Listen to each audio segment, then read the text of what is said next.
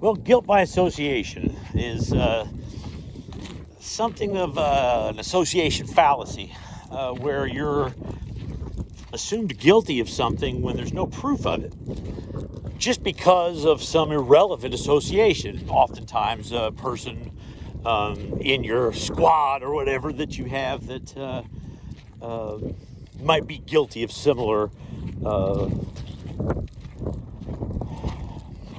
offenses. So it's kind of an ad hominem attack based on your friends oftentimes, but it doesn't have to be specifically that. It could also be, I don't know, let's say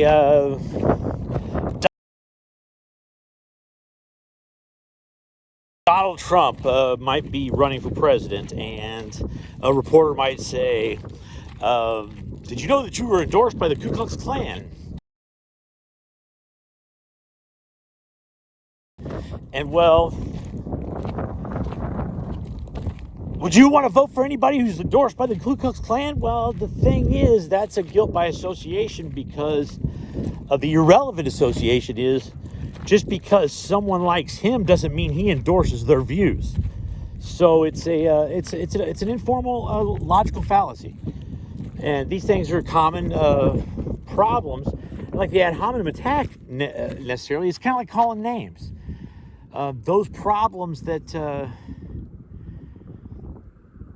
people have in being, acting like they're proving something, acting like they know something when they don't know nothing, can become a problem, because they use these fallacies and often have appeals to emotion thrown on top of them. So, guilt by association could be just because you're black, you're a thug, or what have you. Or it could be just because you're white, that you're a racist.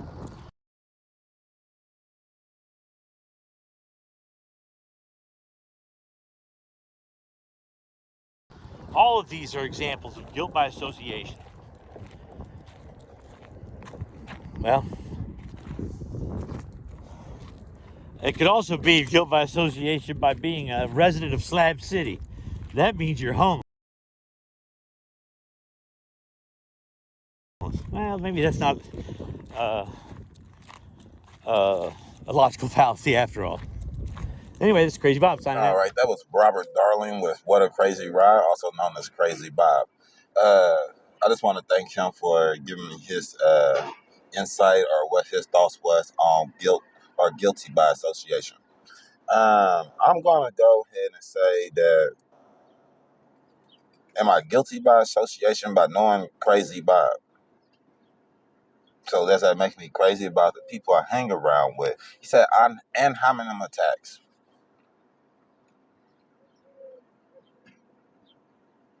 Hmm. Calling names and things like that, calling people racist, crackers, crackerwoods, nigger, faggot, all these terms that seems to try to hurt or diminish the character of a person. Um,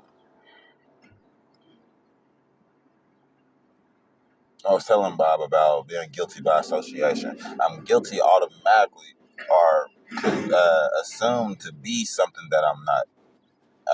So they judge books by its covers.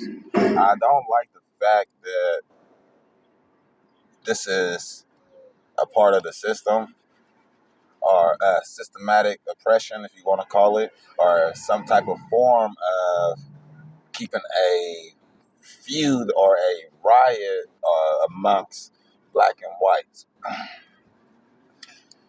That's how I feel about the situation when it comes to guilty by association. I am guilty of a lot of things. I have had eyes on me. I've been following stores. Women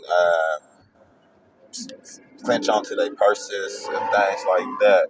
No matter how I look, if I look nice or if I look, I guess, thuggish, if you want to call it, it's just styles. America is influential. I mean, when it comes to culture and influencing people to do certain things. And this is in the great state of America. Um, Black lives do matter. All lives matter. but I can't really see myself really being a part of the movement because of current situations. And I went on a journey, or I did a test or a study, and just to see if everything was well, in the news was true. I haven't found it yet. But I just want to thank Robert Darling for adding his insight on guilty by association. But should I be guilty just because of people that I know or hang around? I think not. Bronze. Now that's crazy. The bronze. Now that's crazy. The bronze. Now that's crazy.